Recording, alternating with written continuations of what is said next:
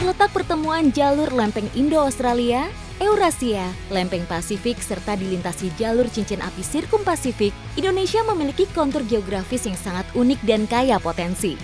Faktor geografis tersebut membuat Indonesia memiliki deretan danau terdalam yang terbentuk secara alami.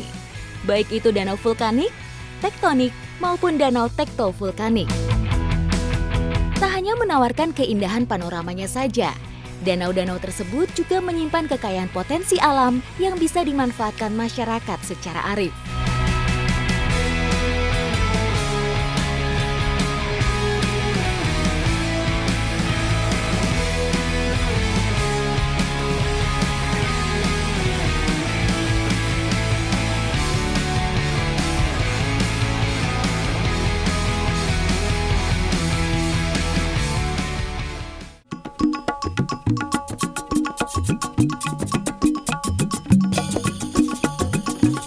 Cerita petualangan di danau-danau terdalam di negeri ini dibuka oleh Vinda Andrian di Danau Toba, Sumatera Utara.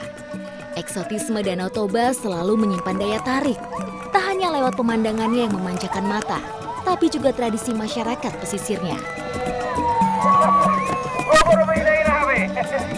Ada satu permainan tradisional yang sampai sekarang menjadi tradisi untuk masyarakat di sini, namanya solu bolon. Sudah pada siap, saya juga mau ikutan di paling depan sana. Mau tahu keseruannya seperti apa? Ikuti jejak saya, jejak petualang. Siap-siap.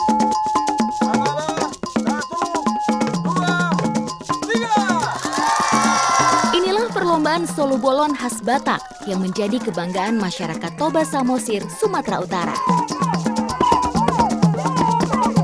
Menjadi unik karena sampan yang digunakan memiliki ukuran yang sangat panjang. Tak main-main, ukurannya mencapai 10 meter. Kalau perahu solu bolon, di depannya biasanya disediakan gendang. Itu biasanya untuk menyemangati yang dayung. Dan yang dayungnya pun biasanya kapasitasnya bisa 30 orang.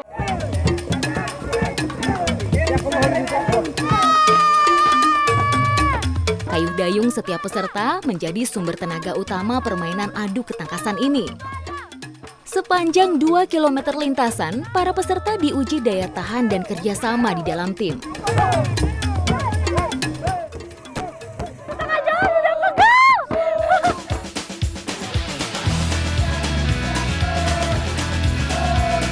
Perlombaan adu ketangkasan solu bolon berbeda dengan lomba perahu tradisional lainnya. Setiap sampan solu bolon memiliki 3 posisi dengan fungsi yang berbeda. Di bagian depan terdapat penabuh alat musik gondang khas Batak. Irama yang dihasilkan ditujukan untuk membakar semangat para peserta.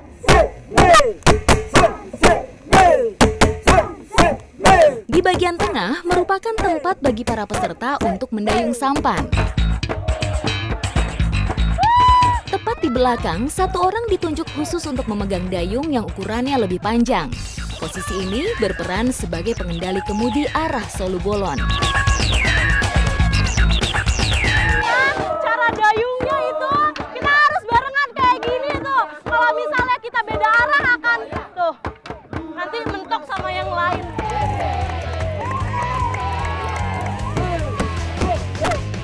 Pada awalnya, perahu panjang ini digunakan sebagai alat transportasi masyarakat di masa lalu. Biasanya digunakan untuk berdagang dan merantau. Tradisi perlombaan solu bolon tetap dipertahankan hingga kini sebagai simbol penghormatan kepada para leluhur. Kita ke balap lawan tuh, ini jarak untuk ke garis finish sekitar 100 meter lagi. Tapi saya belum tahu siapa yang bakal menang karena ini perahunya hampir sejajar tuh sama yang lawan.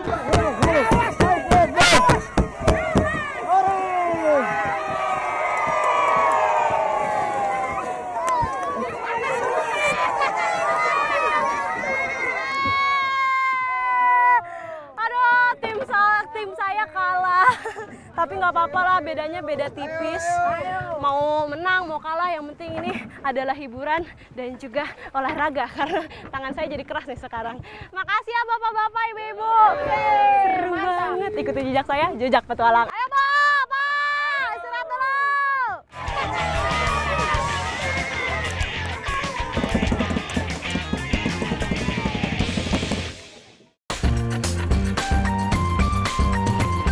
Masih di atas perairan danau terdalam kedua di negeri ini, Vinda Andrian akan mengikuti petualangan unik mengikuti kearifan lokal yang masih terjaga.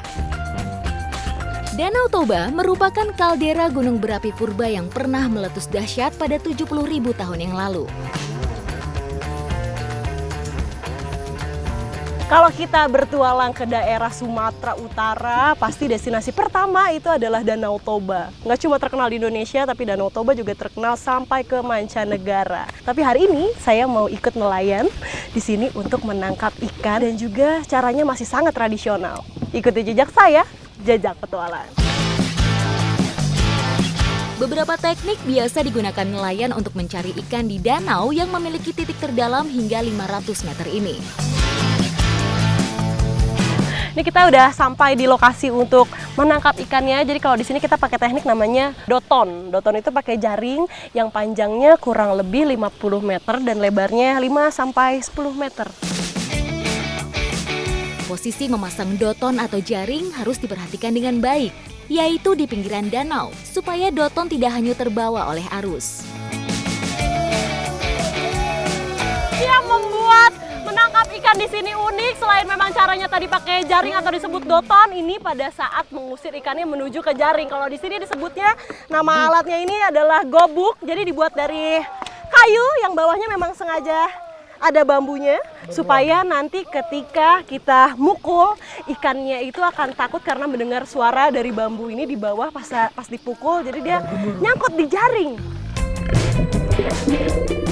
Memukul gobok pun harus dimulai dari tengah danau menuju ke arah jaring yang telah terpasang. Wow, dapat Pak! Ini banyaknya sebenarnya kalau menggunakan teknik jaring ini ikan apa aja yang bisa kita dapat, Bang? Ikan nila, ikan betutu. Ikan nila, ikan betutu, ikan mas. Tuh, banyak ya. Yuk, tarik lagi. Ayo. Wow! Tangkapan berikutnya dapat ini ikan apa, Bang? Betutu. Betutu. Ini kedua setelah nila, dapatnya betutu. Ukurannya besar ya.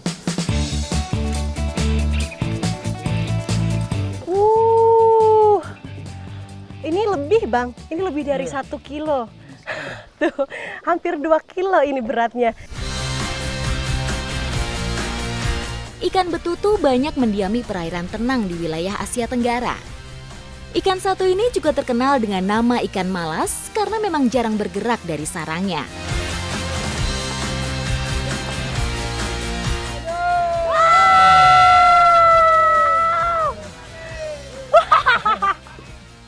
Ini ikan yang sama ya, betutu ya. Wah, ini tangkapan berikutnya. Tadi kita dapat ukurannya yang jauh lebih besar. Sekarang ukuran sedang. Nih, tuh.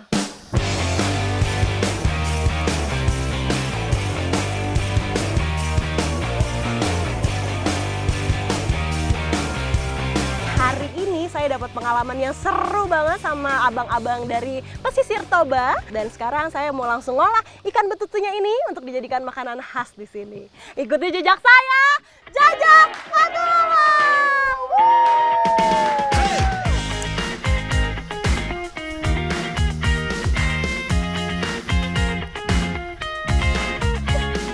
Sudah sama Kak Siska di sini. Sekarang bahan-bahannya juga sudah siap. Ikannya pun udah dibersihkan, tinggal kita potong. Hari ini kita mau membuat olahan namanya sup ikan bujuk atau ikan betutu. Sebelum memasak ikannya, bumbu-bumbu seperti jahe, kapulaga, bunga lawang harus direbus terlebih dahulu. Selanjutnya ikan betutu akan ikut dicampur bersama wortel, kentang, garam, dan bubuk merica.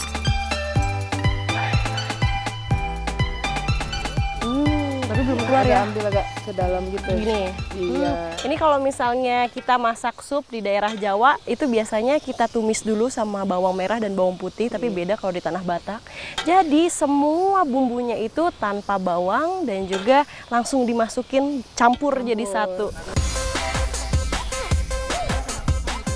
Memasak sup ikan betutu tidak membutuhkan waktu yang lama, hanya 20 menit saja. Hal tersebut dikarenakan tekstur daging ikan betutu yang cukup lunak dan lembut.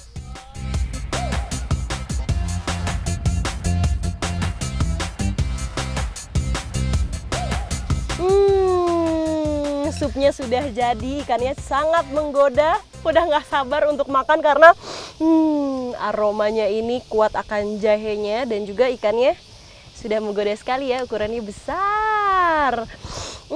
Kayaknya nggak amis ya Kak? Selain rasanya yang memanjakan lidah, ikan betutu juga banyak mengandung omega 3, vitamin D dan B2, kalsium, serta mineral yang baik untuk kesehatan tubuh. Malang-malang. Makan gitu. Ikannya rasanya enak banget, gak ada amis-amisnya sama sekali karena tadi kan udah dicampur sama beberapa bahan dan juga bumbu, dan kuahnya ini yang paling gurih, enak pakai nasi Kak. Nasinya mana? Tabodo itu artinya enak kan? Enak banget. Ikuti jejak saya, Jajak Petualang.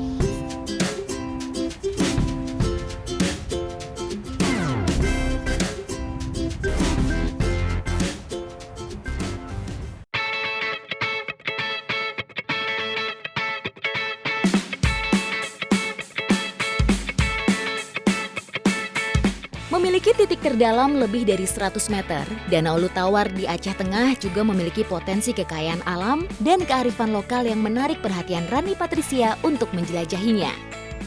Menangkap ikan dengan cara tradisional masih dipertahankan warga hingga kini.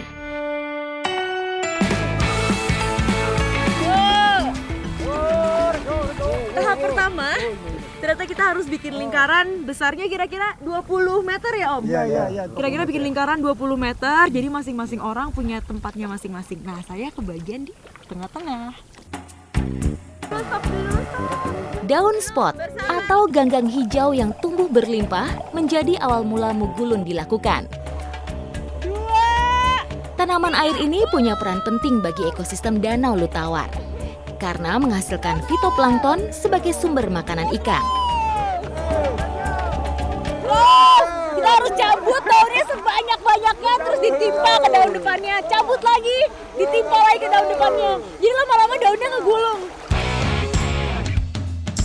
Selain berusaha menjebak ikan yang berada di tengah Mugulun, ikan-ikan yang tinggal di sela ganggang juga menjadi target buruan. Semakin berat, tapi tandanya kita semakin dekat sama ikan target. Nih lihat, lingkarannya udah mulai kebentuk, udah mulai kelihatan hasilnya ikan kecil.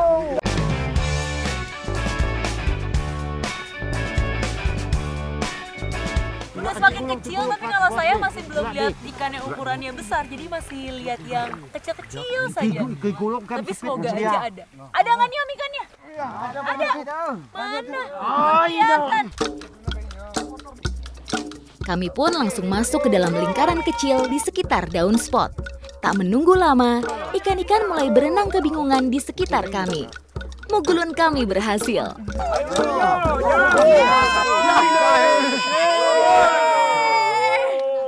Ikan mujair. Ternyata mereka semua sembunyi di bawah-bawah daun, jadi nggak gitu kelihatan. Tapi kalau kita raba-raba, udah banyak ikannya. Om itu pasti aku bukan ikan.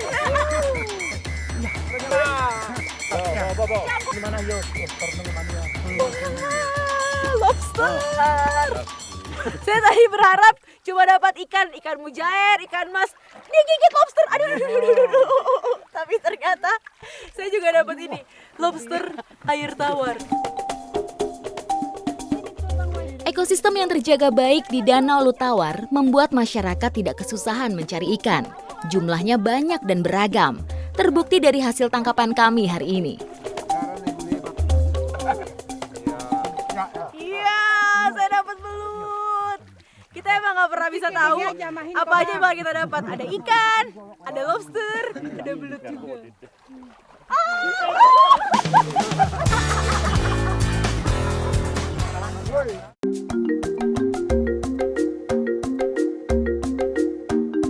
Kuliner khas negeri Ibu Pertiwi memang tak ada habisnya. Di setiap daerah selalu ada cita rasa baru yang khas dan unik. Tak terkecuali di Desa Mengaya, Takengon. Sekarang saatnya kita olah ikan-ikan tadi jadi kuliner yang lezat. Namanya cecah rias. Kelapa disangrai sampai kecoklatan dan kering. Aroma kelapa yang khas menambah kaya rasa cicahris. Salah satu bahan utamanya ini kelapa yang udah disangrai, udah digoseng. Tapi kalau di sini sangrainya pakai minyak, jadi nanti warnanya lebih cantik. Cicahris dapat dimasak dengan daging apa saja. Umumnya masyarakat menggunakan daging sapi. Kelapa yang sudah disangrai juga dihaluskan lagi sampai mengeluarkan minyak. Minyak kelapa memiliki banyak manfaat. Asam laurat dan kaplirat di dalamnya sangat baik bagi pencernaan dan melawan bakteri jahat di dalam tubuh.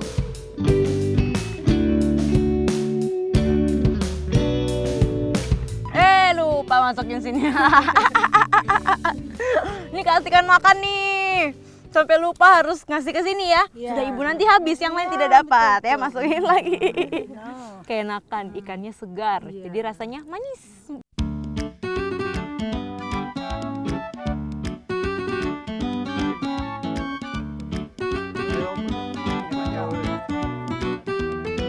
Sekarang saatnya Randi cobain cicarius sama lobster air tawar. Kalau baunya ini, baunya kelapa banget kenceng. Kalau rasanya enak. Campur sama santannya, jadi ada apa ya? Manis, asam, segar. Apa enak kalau di sini? Sedap boy. Ikuti jejak saya. Jejak petualang.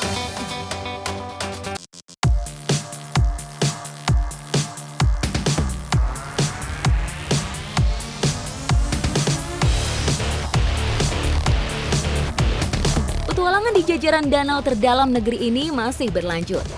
Danau Poso sebagai danau terdalam ketiga dengan titik terdalam sekitar 450 meter menjadi medan petualangan Sabrina Anggraini. Tradisi Masango merupakan cara tangkap ikan ramah lingkungan yang biasa dilakukan masyarakat suku Pamona. Kegiatan ini umumnya dilakukan di area tepian danau tektonik yang terletak di Sulawesi Tengah ini.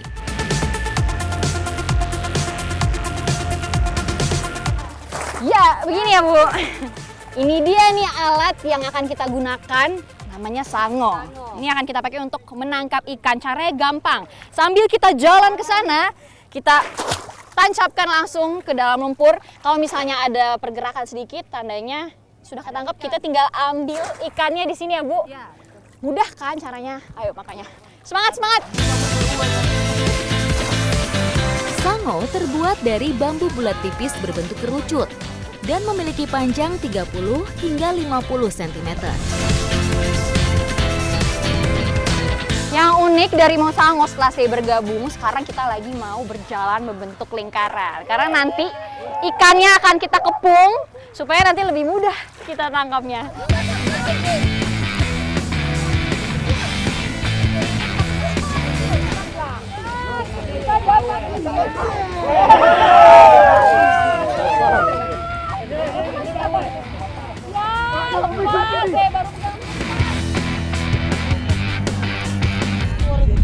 Dapat ikannya Bang, coba dipamerin dulu dong. Akhirnya sampai di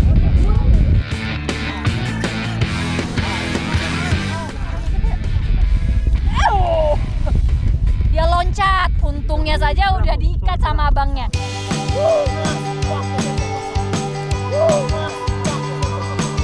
Wah, dapat.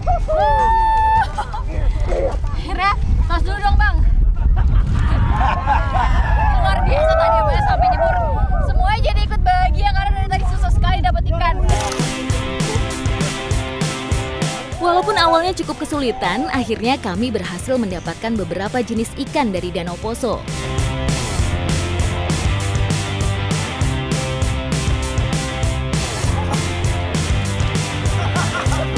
Kalau di Poso ini nggak makan pakai dabu-dabu, kayak ada yang kurang. Jadi setuju kita bikin ikan bakar dabu-dabu Bang? Setuju! Oke, langsung kita buat. Orang Sulawesi memang terkenal sangat cinta makanan pedas. Kurang lengkap rasanya kalau makan tanpa cita rasa yang mampu menggoyang lidah ini.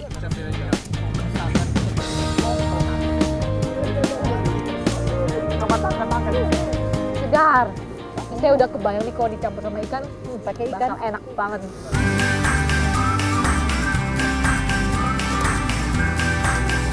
Udah masak nih ikan-ikannya, sekarang saatnya kita makan rame-rame. Ayo dah,